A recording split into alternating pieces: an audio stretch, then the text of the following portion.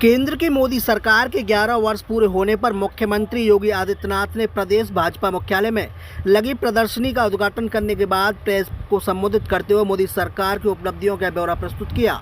मुख्यमंत्री योगी आदित्यनाथ ने कहा कि प्रधानमंत्री नरेंद्र मोदी के 11 वर्ष का कार्यकाल भारतवर्ष के स्वर्णिम काल के रूप में जाना जाएगा। इस कार्यकाल में प्रधानमंत्री मोदी ने भारत को वैश्विक पहचान दी है। कांग्रेस समेत अन्य अस्थिर सरकारों से जो आमजन का विश्वास टूटा था, वैश्विक मंच पर जो भारत की छवि तार-तार हुई थी, उसे प्रधानमंत्री मोदी के नेतृत्व में भ्रष्टाचार, तुष्टीकरण और परिवारवाद से मुक्त नेतृत्व ने भारत को विकसित और आत्मनिर्भर बनाकर अगले 25 वर्ष की कार्य योजना प्रस्तुत की है।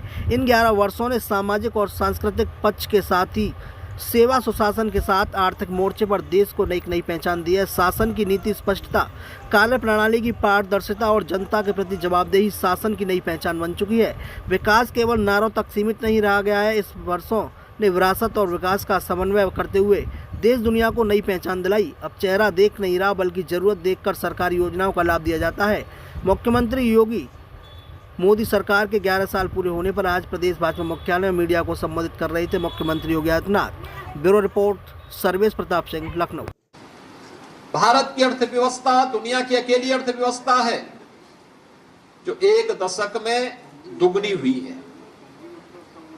भारत दुनिया का पहला देश है जिसने अपनी पर कैपिटा इनकम यानी प्रति व्यक्ति आय दोगुने से अधिक की है पिछले 10 वर्ष के अंदर। 2013-14 में भारत की प्रति व्यक्ति आय यह केवल 79,000 रुपये थी, 79,000 थी, और आज यह बढ़कर के लगभग 2.5 लाख हुई है। आप अनुमान कर दीजिए, इसके दायरे को अगर आप देखेंगे तो यह आपको चौंकाने वाले आंकड़े हम सबको प्रस्तुत करते हैं। भारत का निर्यात कई गुना बढ़ा है और यह एक नई अर्थव्यवस्था के रूप में भारत को स्थापित करने, आगे बढ़ाने की, और याद करना कि 2000 जिस भारत की विकास की दर जिस स्पीड से दुनिया के अंदर बढ़ रही है, 2027 में भारत दुनिया की तीसरी बड़ी अर्थव्यवस्था बनेगा। तीसरी बड़ी अर्थव्यवस्था बनने के लिए 2027 का एक टारगेट भी प्रधानमंत्री मोदी जी ने भारतवासियों के सामने, भारत के नागरिकों के सामने